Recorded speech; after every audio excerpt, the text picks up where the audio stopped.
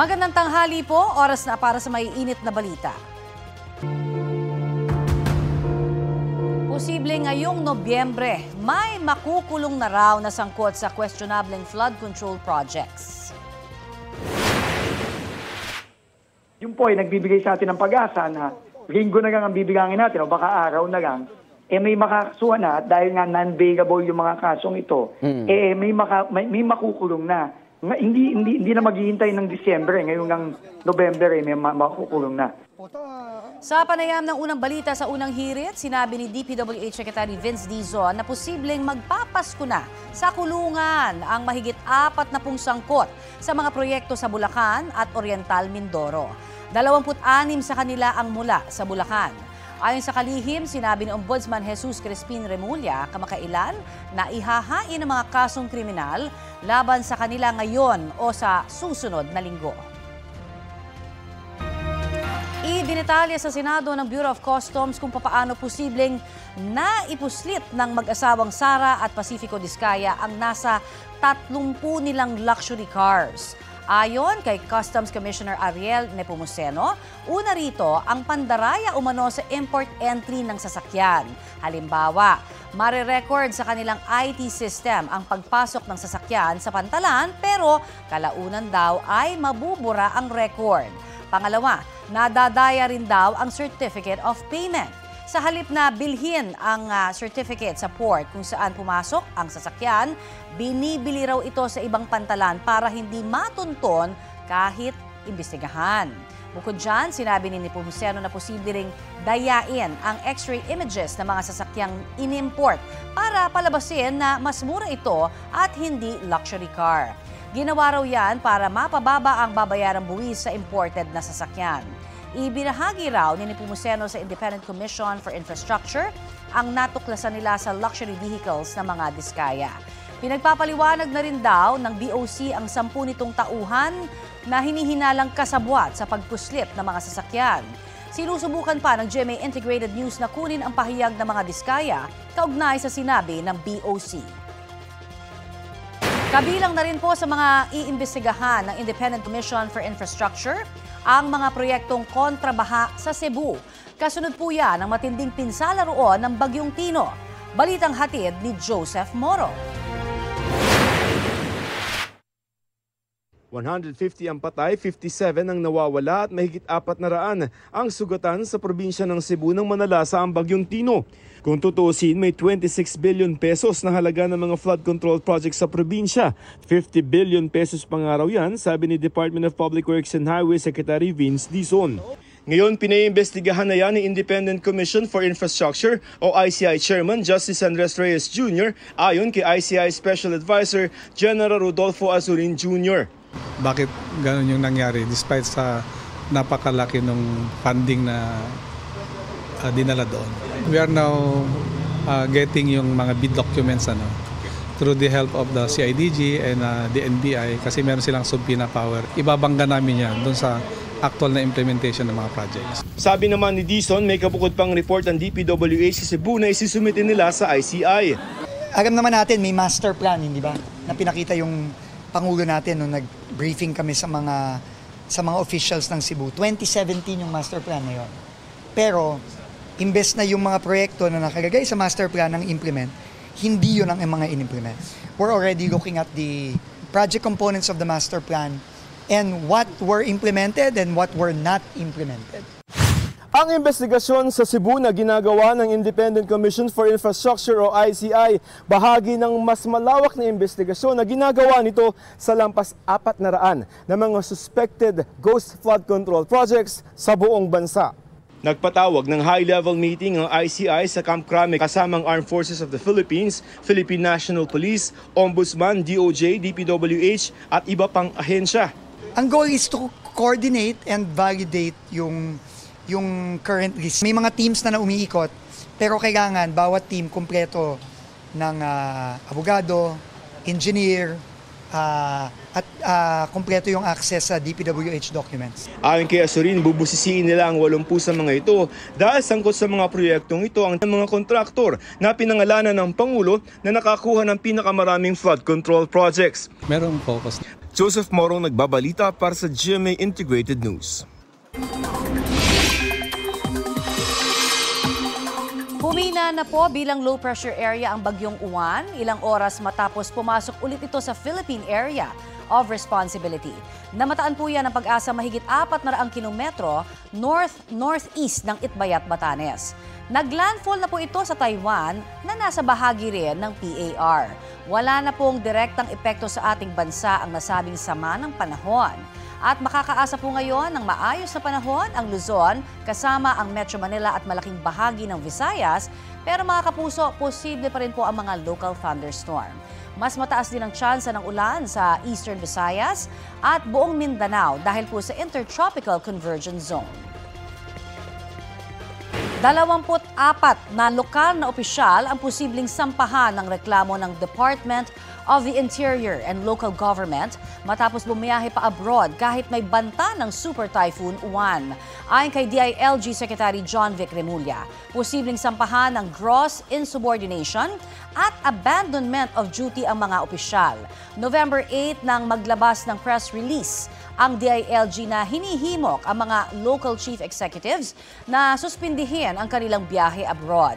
Binigyang diin ni Remulla na mahalagang nasa kanilang bayan ang mga lokal na opisyal tuwing may kalamidad dahil sila ang mangunguna sa disaster response. Kailangan daw munang magpaalam sa DILG bago umalis ang lokal na opisyal sa kanyang nasasakupang lugar. Ito ang GMA Regional TV News.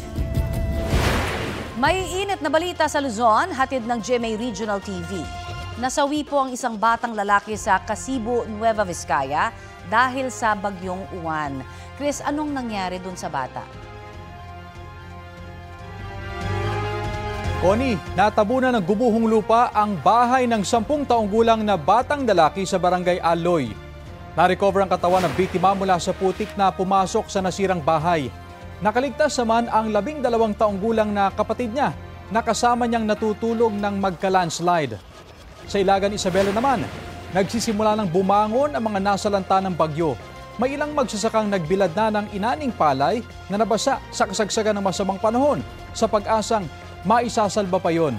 May ilan namang sinabayan na ng paglilinis ng bahay ang paghupa ng baha. Napinsala naman ang ilang bahagi ng Banawe Rice Terraces sa Banawe, Ifugao dahil sa epekto ng bagyong Uwan. Sa barangay Batag, ilang bahagi ang naapektuhan ng pagguho ng lupa sa kasagsagan ng bagyo nitong Lunes. 2 ang napaulat na namatay roon. Ayon sa uploader, marami ring bahay roon ang pinasok ng lupa at putik. Nananawagan sila ng tulong para matanggal ang mga lupa sa mga bahay at para maibalik ang dating ganda ng Rice Terraces na idineklarang UNESCO World Heritage Site noong 1995. Nagdeklara na ng State of Calamity ang Banawe LGU kasunod ng mga pinsala ng bagyong Uwan sa kanilang bayan. Iniimbestigahan na po ng Department of Labor and Employment o DOLE ang mga reklamong isinampa laban sa sandaang BPO companies na puwersahan umanong pinapasok ang kanilang mga empleyado sa kasagsagan noon ng Super Typhoon Uwan. Balitang hatid ni Von Aquino. Naglabas ng placard sa harap ng tanggapan ng Department of Labor and Employment sa Maynila ang mga miyembro ng BPO Industry Employees Network o BIEN Philippines matapos nilang maghain ng reklamo laban sa ilang BPO companies na puwersahan anilang nagpapasok sa kanilang mga empleyado sa kabila ng pananalasa at epekto ng Super Typhoon Uwan noong weekend. 200 reports daw ang kanilang natanggap mula sa mga BPO employees sa iba't ibang lugar sa Pilipinas. Tingin nila may mga posibleng paglabag sa Occupational Safety and Health Law at mga panuntunan ng DOLE kaugnay ng suspensyon ng trabaho at proteksyon sa mga manggagawa sa gitna ng masamang panahon. Meron din mga management level, supervisory level na hindi pinaabot doon sa mga workers yung options na yon. So napilitan sila na pumasok despite the fact na pwede pa lang mag-work from home arrangement or flexible arrangement. Ang DOLE, sinimula na raw ang kanilang investigasyon sa 100 BPO companies na inireklamo ng BIEN Philippines.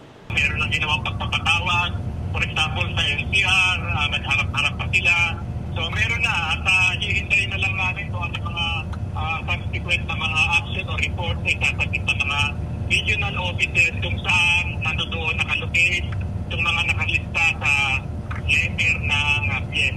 Tiniyak ni Secretary Bienvenido Laguesma na sineseryoso nila ang mga ganitong reklamo ng mga manggagawa dahil prioridad ang kanilang kaligtasan at proteksyon. Pero bibigyan din daw ng due process ang mga inirereklamong BPO companies. Ang gusto namin ma-resolve na issue dito yung pinipwersa ang workers to report for work. Kasi dapat hindi pinipwersa ang manggagawa. Hindi dapat na malagay sa panganib ang kanilang buhay, ang kanilang kaligtasan. At siyempre, alam mo naman tayo mga Pilipino, pag mayroong mga kalamidad, gusto natin nababantayan o kapiling natin ang ating pamilya. Ayon sa DOLE, ang mga kumpanyang mapapatunayang lumabag sa Occupational Safety and Health Law maaring maharap sa pananagutang administratibo, criminal at civil kung nagdulot ng injury o sakit matapos ang puwersahang pagpapapasok sa empleyado. Sa isa namang pahayag tiniyak ng IT and Business Process Association of the Philippines o IBPAP na ang kanilang mga miyembrong kumpanya ay tumatalima sa DOLE regulations, circulars at labor advisories sa panahon ng kalamidad at iba pang extraordinary events. Binigyan din nila na ang kapakanan ng mga empleyado ay nananatiling nasa puso ng kanilang industriya. Wini-welcome umano nila ang inspeksyon ng DOLE at kinikilala ang regulatory authorities. Von Aquino nagbabalita para sa GMA Integrated News. Sa kuha po ng dashcam video, makikitang naglalakad ang binatilyong yan sa gilid ng isang kalsada sa barangay Tingub sa Mandaue, Cebu. Ilang sandali lamang bigla ho siyang tumakbo at sumingit sa gilid ng papalikong truck. Biglang napahinto ang truck. Nahagip na pala nito ang binatilyo. Ayon sa kapitan ng barangay, patay ang biktima na isang grade 9 student. Paliwanag naman ng truck driver na nasa kustudiya ng pulisya, hindi niya nakita ang biktima. Sinusubukan pang makuhana ng pahayag ang mga kaanak ng nasawing binatilyo. Nauwi naman sa pambubugbog ang away ng isang lalaki at kanyang kinakasama sa Quezon City. Ang ugat ng away, ang 100 pisong ipinambili umano ng lalaki ng ilegal na droga. Balitang hatid ni Bea Pinlac. Kandong-kandong pa ng 31 anyos na lalaking ito ang batang anak niya matapos umano niyang bugbugin ang 25 anyos niyang kinakasama nitong Lunes. Kakauwi lang daw ng babae galing trabaho ayon sa pulisya. Ang tumambad daw sa kanya. Nakita po niya itong kagamitan nila mag-ina na nakatapon sa basurahan. Kaya doon po ay nagsisimula po nagkaroon sila ng sumbatan nitong kanyang live-in partner. Dahil po doon ay uminit po yung ulo ng ating suspect. Dito na umano pinagsusuntok ng suspect ang babae hanggang sa nauwi na ito sa pamamalo sa ulo ng biktima. Yung una kasi pinagbubugbog siya.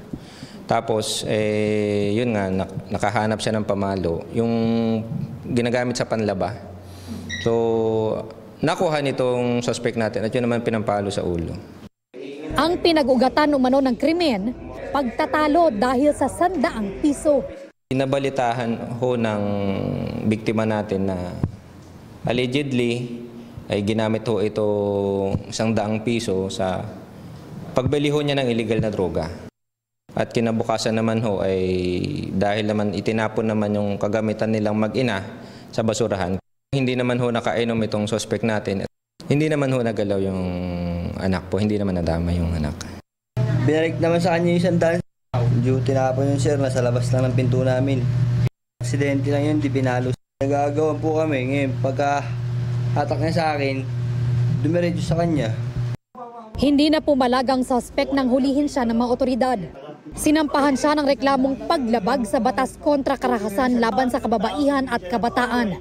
Napag-alaman din ng pulisya na may standing warrant of arrest ang lalaki noong 2018 para naman sa kasong reckless imprudence resulting in homicide. Bea Pinlac, nagbabalita para sa GMA Integrated News. Kaugnay po sa standing warrant of arrest laban sa suspect para sa kasong homicide, iginiit po ng lalaki na na-dismiss na raw po daw yun.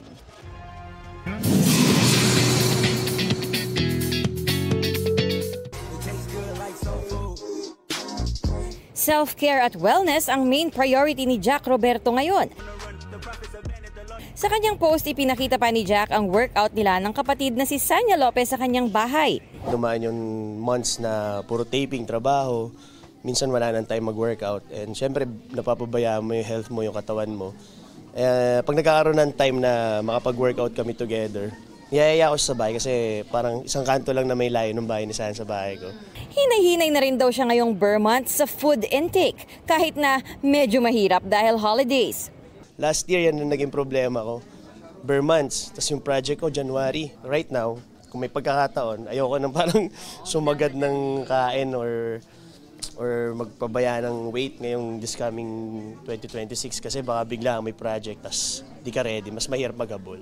Aba naman sa self-care, tutok din si Jack sa kanyang skincare business. Kailangan daw kasing maging wise pagdating sa pera, lalo't hindi laging may show o project. Hindi naman tumitigil yung bayarin, so kailangan namin mag-isip ng ibang source of income.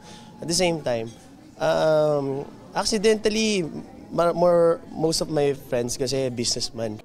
Athena Imperial, nagbabalita para sa GMA Integrated News. Nanumpa na ngayong umaga ang bagong commissioner ng Bureau of Internal Revenue.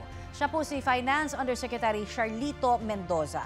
Pinalitan niya si Romeo Lumagui Jr. Hindi pa malinaw ang dahilan kung bakit pinalitan si Lumagui. Muli pong binuhay sa Kamara ang usapin kaugnay sa batas kontra political dynasty. Suportado raw ito ni House Speaker Faustino D. Balitang hatid ni Tina Panganiban Perez. Panahon na upang harapin ang isa pang usapin na matagal nang nakasaad sa ating konstitusyon, ang pagpapatupad ng batas laban sa political dynasty. Mismong si House Speaker Faustino D. III ang nagbanggit ng probisyon sa saligang batas na nagbabawal sa mga political dynasty. Pero nakalagay rin kailangang tukuyin ng isang batas ang definisyon nito, bagay na 38 taon nang hindi nililikha ng Kongreso. Kabilang sa paulit-ulit ng paliwanag ng mga eksperto, marami sa mga mismong dapat gumawa ng batas ay galing sa mga political dynasty. Alam ko pong maraming magtataas ng kilay. Sa totoo lang po, marami po akong pamilya na nasa pwesto. 14 na kamag-anak ng House Speaker ang nasa gobyerno rin ayon sa idineklara niyang Statement of Assets, Liabilities and Net Worth. Kabilang dyan ang anak niyang kongresista rin, anak na mayor at isang manugang na mayor din. May mga kapatid din siyang board member sa distrito o mayor at mga pamangking kongresista o mayor. Aabangan ngayon kung paano makukumbinsi ng speaker ang mga kasama na magpasa ng batas na maaaring magbawal sa pagtakbo sa eleksyon ng karamihan sa kanila. At kung paano masasabi kung sino sa mga miyembro ng mga pampulitikang angkan ang di na pwedeng tumakbo. Isulong natin ng isang panukalang batas na magbibigay ng malinaw at makaturungang definasyon ng political dynasty. Ngayon pala, may mga mungkahi ng definisyon sa mga anti-political dynasty bill na inihain ng ilang mambabatas. May incumbent kang kamag-anak, gusto yung tumakbo sabay. Pag ikaw ay magsasucceed sa isang posisyon na kamag-anak mo or meron kang kamag-anak na nag-hold pa ng ibang posisyon. Kapag hindi sila nag-agree dito, ibig sabihin baka guilty. May mga katulad ng panukalang inihain ang 6 na iba pang mambabatas. Pagpunto ng isa, galing sa political family mismo ang Pangulo at ang Vice-Presidente. Ang hamon ko kay Pangulong Marcos, kung gusto mo talaga ng reforma, dapat magsimula ka sa iyong sariling pamilya. Ganon din si BP Sara. Kung para sa bayan siya at hindi sa supremacy ng political family nila. Sinimula na rin itong talakayin ng House Committee on Constitutional Amendments, bagamat hinihintay pang ma-refer sa committee ang ilan sa mga panukala. Tina Panganiban Perez, nagbabalita para sa GMA Integrated News. Sinusubukan pang makuhana ng reaksyon sina Pangulong Bongbong Marcos at Vice President Sara Duterte kaugnay sa hamon ni Congressman Edgar Erice na simulan sa sariling pamilya ang laban kontra political dynasty. Ito na po ang mabibilis na balita. Arestado ang isang babaeng nagpakilalang taga-media matapos manakot umano ng mga tauhan sa mismong munisipyo ng Rodriguez Rizal. Ayon sa pulisya, humihingi ng accomplishment report ng munisipyo ang suspect para i-publish raw sa kanilang news organization. Nang hindi mapagbigyan, nagbanta siya na maglalabas ng negative publicity laban sa munisipalidad. Doon na nagsumbong ang municipal administrator sa pulisya. Ayon sa suspect, isa siyang correspondent sa kanilang news organization sa Mindanao. Gusto lamang daw niyang makausap ang mayor para magsumite ng kanilang proposal. Iginiit din niyang walang nangyaring pananakot. Sa custodial facility ng Rodriguez Municipal Station, nakadetain ang suspect na mahaharap sa kasong grave coercion. Lalagablab na apoy naman at maitim na usok ang makikita mula sa nasusunog na mga classroom sa Medina Central School sa Medina, Misamis Oriental. Ayon sa Bureau of Fire Protection, nasa 8 classrooms ang nasunog. Gawa raw sa light materials ang mga nasunog na silid-aralan kaya mabilis na kumalat ang apoy. Walang sugatan sa insidente. Tinatayang aabot sa 500,000 pesos ang pinsala ng sunog. Ayon sa pamunuan, face-to-face pa rin ang klase dahil may sapat naman daw na silid-aralan ang paaralan. Iniimbestigahan pa ang sanhi ng apoy. Pasintabi po, sugatan ang isang taxi driver matapos gilitan ng isa sa 3 pasaherong naisakay niya noong isang linggo. Paliwanag po ng isa sa mga suspect, nagulat sila dahil mabilis ang pagtaas ng metro ng sinakyang taxi. Balitang hatid ni Jomer Apresto. Sugatan ang taxi driver na yan matapos laslasin ang kanyang leeg sa Ermita, Maynila noong nakaraang linggo. Isa raw sa kanya mga pasahero ang gumawa niyan. Ayon sa pulisya, sumakay ang 3 pasahero sa Pasay City at magpapahatid sana sa isang lugar sa Santa Mesa. Pero habang bumabiyahe, bigla raw nagtalo-talo ang 3. Nagpahinto raw sila saglit sa Ayala Boulevard at nagsabing kailangan lang umihi ng isa sa kanila. Narinig niya na lang na sumigaw yung isa na kanain mo na yan. Saka siya ginilitan. It so happen na nagpambuno sila, naihinto yung sasakyan, nakatakbo yung 2, naiwan sa loob yung isa. Agad naman nakahingi ng tulong ang biktima sa mga tauhan ng Manila District Traffic Enforcement Unit at Manila Traffic and Parking Bureau kaya nahuli ang isa sa 3 suspect na kinilala sa alias na Simplicio. Isinugod naman sa pagamutan ng sugatang biktima. Nakalabas siya makalipas ang 2 araw. Sa follow-up operation natuntun sa Mandaluyong City ang ikalawang suspect na kinilala sa alias na De Guzman. Siya ang nagturo sa kinaroroonan ng ikatlong suspect na si alias Jerusalem na natunto naman sa Quezon City. Pero hindi na na-recover sa kanila ang ginamit na panlaslas sa biktima. Ang nakikita ng pulisya na motibo sa krimen, posibleng namahala ng mga suspect sa kanilang pamasahe. According sa mga suspect natin, nagtaka sila kasi tumataas yung metro. Pero according naman sa biktima, parang wala lang pamasahe yata yung 3. Sa kwento ng suspect na si Simplicio, katatapos lang nilang mag-apply ng trabaho bilang construction worker. Pagkasakay nila ng taxi, bigla raw humirit ng dagdag na 50 pesos sa flag down rate ang biktima. Pumayag naman umano sila per 250 pesos lang ang kanilang hawak na pera noon at pagdating sa Ayala Boulevard, nasa 280 pesos na raw ang kanilang taximeter. Pero nagsabi na rin po kung uutang ako dun sa dropping point namin. Pagpara po dun sa San Marcelino, Ayala, bigla na lang po siyang lumapit sa driver. Pagtingin ko, may dugo na po. Ako po nagpaiwan ako para bagkus gusto kong ma-sure na buhay po yung tao kasi duguan po yung leg eh. Lumabas sa investigasyon na ang suspect na si Jerusalem ang itinuturong lumaslas sa leeg ng taxi driver. Aminado siya sa kanyang nagawa. After po nung sabi nga ihinga po ako, kasi yun, bigla na po gumalaw po yung katawan ko po, yung kamay ko po, na-slash ko na lang po. Napagtanto ko po na ba't umihawak na nakakakutsili. Pero overpatig siguro po, tsas gutom po. Habang ang suspect na si De Guzman, wala raw talaga sanang planong tumakas. Pagkatakbo niya po, inabol ko po siya. Sobrang pong takot kasi po ang dami ko rin pong dugo sa katawan.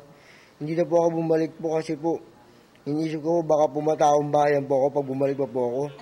Inaalam naman ng pulisya kung may dati na bang kaso ang tatlong sospek. Mananatili sa kustodiya ng Ermita Police Station ng mga sospek na nahaharap sa reklamong frustrated murder. Jomer Apresto nagbabalita para sa GMA Integrated News. Ito ang GMA Regional TV News. Mainit na balita mula sa Visayas at Mindanao, hatid ng GMA Regional TV.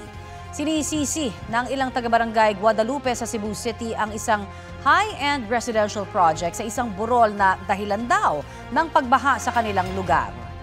Luan, anong update dyan? Koni, iniimbestigahan na ng Department of Environment and Natural Resources kung may nalabag na regulasyon ang developer ng proyekto. Ang iba pang detalye sa balitang hatid ni Femari Dumabok ng GMA Regional TV. Malabanawi Rice Terraces at may overlooking view ng Cebu. Ito ang The Rice at Monterrazas na isang high-end residential project sa Barangay Guadalupe sa Cebu City. Para magawa ito, isang burol ang tinayuan ng mga bahay simula 2024.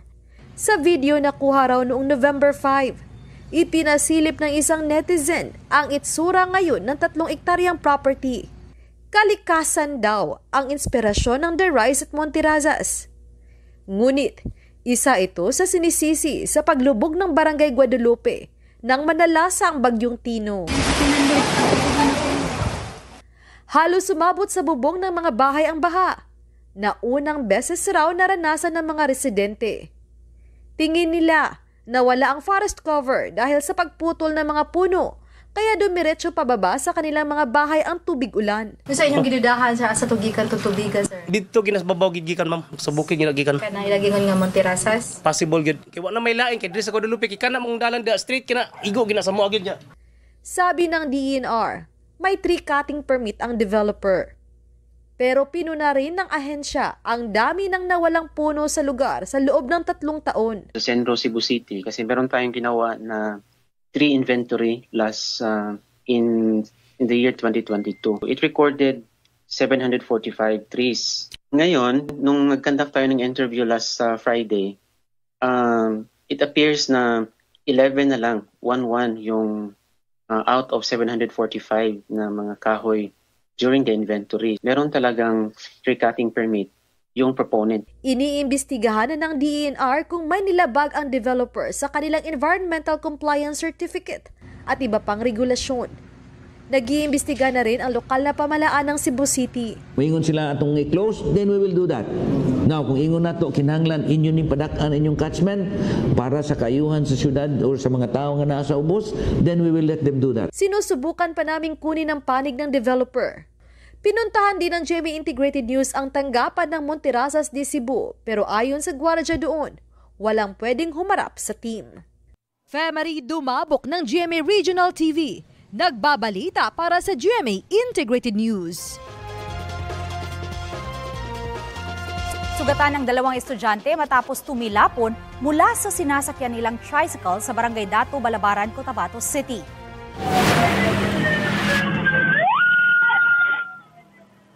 Maririnig ang pag-alingaw-ngaw ng sirena ng paparating na police patrol car sa intersection ng Sinsuat Avenue at Bobong Road. Ilang saglit pa, biglang tumawid ang tricycle at nabundol ng patrol car. Isinugod sa hospital ang 2 biktima. Ayon sa pulisya, may nirerespondihan noon ang nasabing patrol car kaya nagmamadali ito. Inako rin nila ang gasto sa pagpapagamot sa mga biktima na nasa maayos ng kalagayan. Kinukuhanan pa ng pahayag ang driver ng police car na handa raw humarap sa anumang responsibilidad kaugnay sa insidente. Wala pang pahayag ang mga biktima. Balita naman po tayo sa Peru. Mahigit 30 ang nasawi matapos mahulog sa bangin ang sinasakyan nilang bus sa Arequipa. At ayon po sa mga otoridad, dead on the spot ang 36 sa mga sakay nito. At isa po ang nasawi sa ospital. Nasa 26 naman ang sugatan. Batay sa investigasyon, nahulog ang bus sa bangin matapos bumangga sa isang van. Dinala na ang mga bangkay sa morgue para kilalanin ng kanilang mga kaanak. Balik po tayo sa mga balita dito sa bansa. Muling isinusulong sa Kamara ang charter change o pag-amyenda sa konstitusyon sa pamamagitan ng Constitutional Convention. Sa CONCON, pagbobotohan po ang mga delegadong mag-aamyenda sa konstitusyon. Ayon sa mga naghain ng panukala, layunin nitong baguhin ang ilang malalabuan nilang probisyon gaya ng impeachment proceedings. Balitang hatid ni Tina Panganiban Perez. Muli na namang nabuhay ang usapin ng Chacha o charter change sa inihaing panukala ni House Deputy Speaker Ronaldo Puno at iba pang kongresista. Sa panukala, CONCON o Constitutional Convention ang isinusulong nilang paraan ng pag-amyenda ng konstitusyon. Matapos daw ang 4 na dekada, nakikitang hindi perpekto ang pagkakasulat dito dahil sa mga malalabong probisyon na nakakaapekto raw sa pagbabago, pagpapanagot at pagtitiwala sa institusyon ng gobyerno. Partikular na tinukoy ang probisyon kaugnay ng impeachment proceedings at ang kontrobersyal na katagang shall forthwith proceeds na naging magkakaiba ang interpretasyon at naging dahilan ng mainit na debate. Tinukoy rin ang mga malalabong probisyon kung ang Kongreso ay kikilos bilang isang joint body o bilang magkahiwalay na kapulungan. Sabi pa sa panukala, ang isang konstitusyon na walang textual precision ay hindi maaasahang gabay para sa pagkilos ng gobyerno at maaari pang mamanipula. Sa isinusulong nilang CONCON, magkakaroon ng 150 delegates na pipiliin sa pamamagitan ng isang eleksyon sa May 11 ng susunod na taon. Such a constitutional convention is timely, especially because of more recent events. Yes. Where I believe that the efficacy of government organizations and institutions are being reviewed by the general public. May iba pang hiwalay na panukala para sa CONCON na inihain na sa Kamara, kasama ang para sa pagpapababa sa minimum age requirement ng mga gustong tumakbong presidente, vice-presidente at senador. This is a part of our principle of inclusivity. We don't see any reason why age should be a restriction for anybody to be part of nation building. And we realize, Mr. Chair, that the youth is, their idealism and their patriotism can also be used as a way to, help the government. Pero ang Makabayan Bloc, tutol sa pag-amyenda sa konstitusyon dahil baka raw alisin ang mga proteksyon sa national patrimony, anti-political dynasty, mga karapatan natin at iba pa. Kaduda-duda rin daw ang timing. Papalapit na ang 2028. So again, lalong lalakas ang hinala ng ng taong bayan na muli na namang itutulak ng Kongreso ang usapin ng pagbabago ng term limits or term extension. Dahil may mga panukalang batas para sa charter change na hindi pa naire-refer sa komite, nagtakda ng susunod na pulong sa December 3. Tina Panganiban Perez, nagbabalita para sa GMA Integrated News.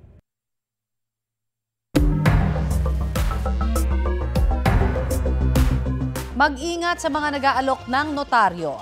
Sa Pasay, nabisto po ng NBI ang isang grupo roon na nag-aalok ng peking notaryo sa labas po yan ng isang opisina ng gobyerno.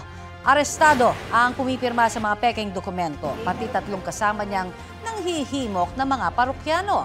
Ang modus po ng grupo mula sa kanilang tolda ay dinadala umano ang mga ipapanotaryong dokumento sa isang bahay at doon isinasagawa ang pamimeke.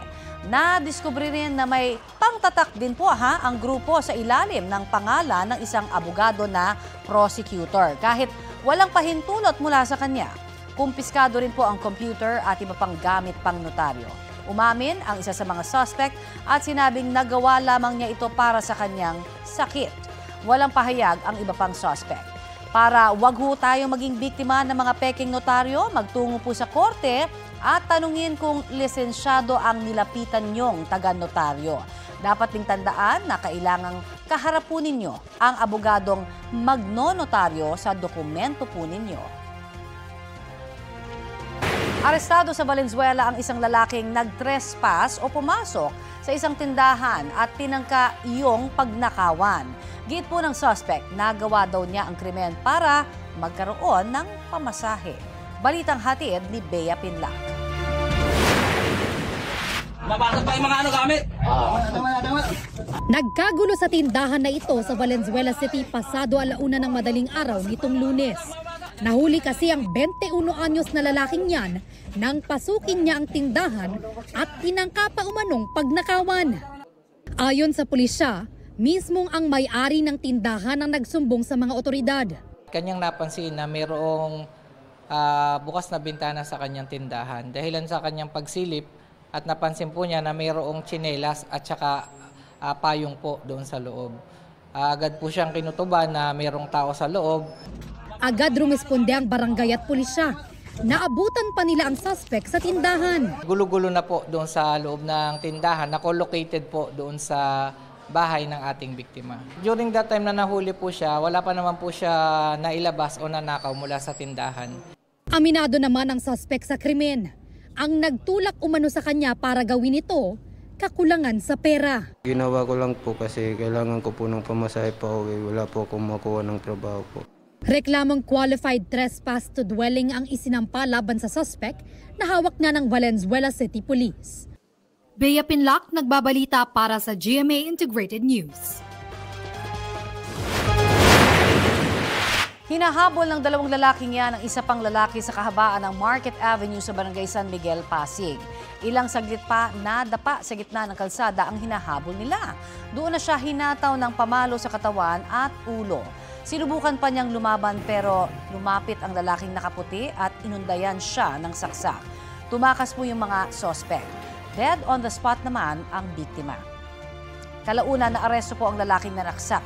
Ang suspect kinakasama ngayon ng dating nobya ng biktima. Pinaghahanap naman ang kanyang kasabwat. Sa investigasyon ng pulisya, love triangle ang ugat ng krimen. Nahuli umano ng naarestong suspect na katshot ng kanyang kinakasama ang biktima. Doon na raw nagbanta ang suspect sa biktima hanggang nauwi nga po ito sa pananaksak. Mismong ang babaeng pinag-awayan ng 2 lalaki ang nagturo sa mga pulis para maaresto ang suspect. Tatayo rin daw siyang testigo sa kaso. Iginiit naman ng naarestong lalaki na biktima lamang din siya at sa korte na lamang daw sila o siya magpapaliwanag. Wala pang pahayag ang mga kaanak ng nasabing biktima. Ito ang GMA Regional TV News. 2 patay sa barilan sa pagitan ng mga pulis sa loob ng Bangged Municipal Police Station sa Abra. Batay sa investigasyon, nagsisipilyo si Police Staff Sergeant O'Neil Ryan Calica nang bigla siyang barilin ng kanyang team leader na si Police Lieutenant Jamison Bulataw. 4 na tama sa dibdib ang tinamo ni Calica. Sunod daw na tinarget ni Bulataw si Police Senior Master Sergeant Edwin Bandok pero hindi tinamaan. Gumanti si Bandok at tinamaan sa dibdib si Bulataw. Dead on arrival sa ospital sina Calica at Bulataw. Sumuko naman si Bandok na walang pahayag. Naharap siya sa kaukulang reklamo. Ayon sa Bangged Police Station, dati nang nagkaroon ng alitan sina Calica at Bulataw. Patuloy ang investigasyon.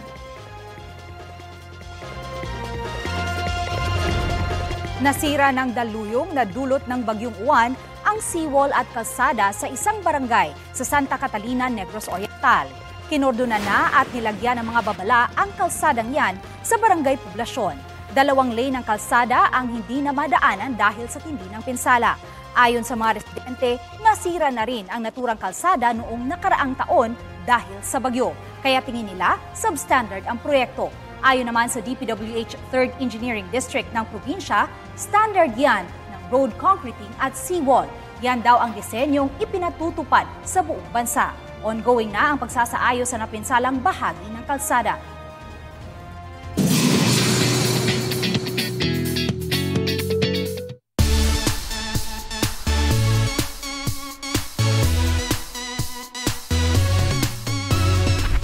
certified trentahin na ang Sparkle GMA Artist Center. At bilang special treat sa milestone na ito, may palibreng concert ang Sparkle. Yan ang Sparkle 30 the 30th Anniversary Concert sa MOA Sky Amphitheater sa Pasay sa November 15. Hindi lang ito basta pre-concert, it's a fun-filled day to connect and give back to fans at supporters ng Sparkle sa loob ng 3 dekada. Bago ang big day, may pa-sneak peek na ang Sparkle teams, Sparkada at ilang cast members ng Maka Love Stream sa kanilang performances. Tila naging reunion din ito para sa ilang stars ng rehearsals. Reunion on stage, kaya I'm super excited to see, mga nakasama ko dati na hindi ko masyado nakikita ngayon. Na-miss ko yung Sparkada actually.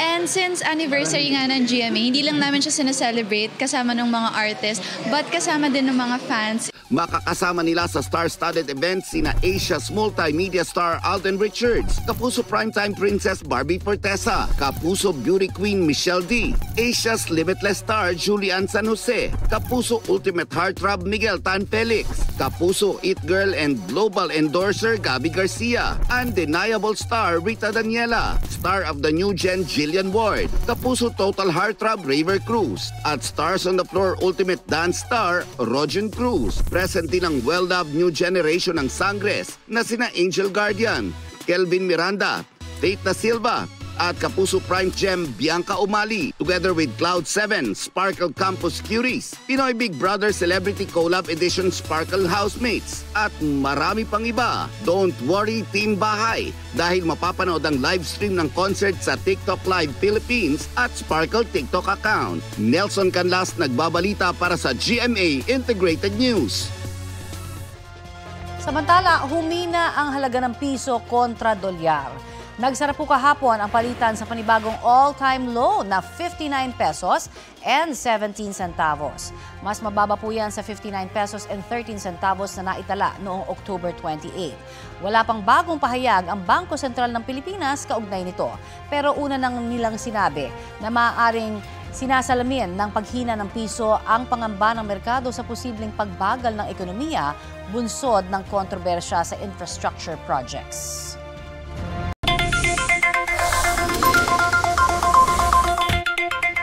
Inilabas na ng Department of Trade and Industry ang Noche Buena Price Guide para sa ngayong pong taon. At sa mahigit 200 food items sa 14 na kategorya, 129 ang hindi nagbago ang presyo. Bahagyang tumaas naman ang presyo ng 75 iba pa dahil sa gastos sa raw materials, packaging at labor. May mababa naman ang presyo ngayong taon ng piling ham products, queso de bola at spaghetti sauce. Bisitahin po ang official website at social media pages ng DTI para sa kumpletong listahan ng Noche Buena Price Guide. Update po tayo sa mainit na balita tungkol sa press conference ni Pangulong Bongbong Marcos na sumentro sa issue ng mga questionableng flood control projects. At may ulat po on the spot si Ivan Mayrina. Ivan?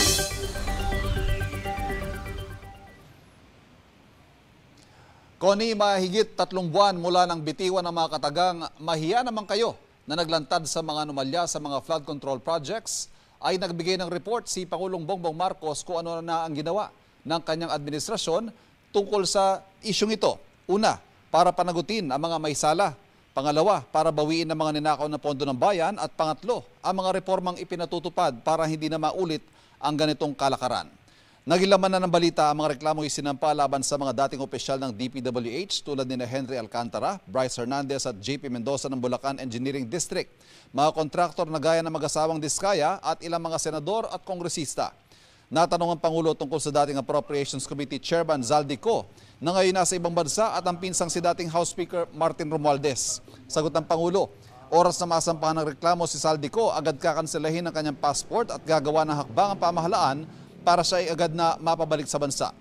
Ang kanyang pinsan namang si Romualdez, hindi pa rin daw nasasampahan ng reklamo at tanging sa Senate hearing pa lamang lumutang ang pangalan.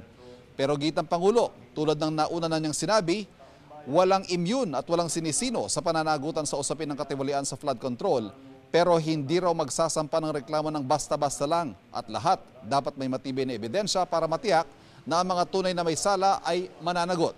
Katunayan, babala naman niya sa mga sangkot na hindi pa nasasampahan ng reklamo, tapos na ang maliligayang araw nila at patuloy silang hahabulin ng administrasyon. Sa mga nasampahan ng reklamo, tinitiyak ng Pangulo na marami sa kanila walang Merry Christmas dahil magpapasko raw sa bilangguan. Samantala, patuloy naman ng Anti-Money Laundering Council at iba pang ahensya ng gobyerno sa paghahabol sa mga nakaw na pondo. Naniniwala ang Pangulo na bilyong piso ang inaasahang mababawi rito. Patuloy rin daw ang pagpapatupad ng reforma sa mga ahensya para sa transparency, tulad ng mas maigting na proseso sa procurement at pagbabayad sa mga kontrata. Lahat para tiyaking hindi na mauulit ang ganitong tiwaling kalakaran. Kaya't yung mga taong yan na kasabwat dyan, ito sa nagnanakaw ng pera ng bayan, tapos na ang maliligaya ninyong araw. Hahabulin na namin kayo. Connie, matapos ang press conference, tumulak ang Pangulo sa lalawigan ng Catanduanes. Magugunita ang Catanduanes sa isa sa mga napuruhan ng bagyong Juan. Inaasahang personal niyang i-inspeksyonin ang pinsala ng bagyo at mag-aabot din ng tulong sa mga nasalanta. Connie? Maraming salamat, Ivan Mayrina.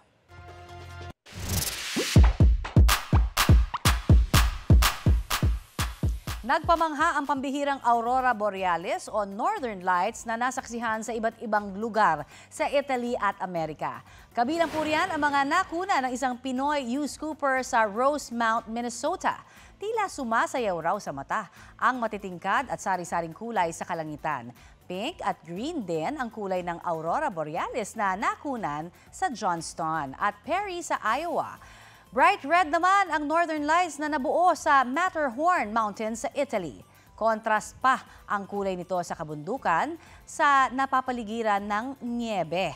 Ang Aurora Borealis po ay natural phenomenon na nangyayari kapag naglalabas ng plasma ang araw tuwing may solar storm at nakikipag-interact ito sa geomagnetic field ng Earth. Kaya wow na wow! At ito po ang Balitang Hali. Bahagi kami ng mas malaking misyon. Ako po si Connie Sison para sa mas malawak na paglilingkod sa bayan. Mula po sa GMA Integrated News, ang News Authority ng Filipino.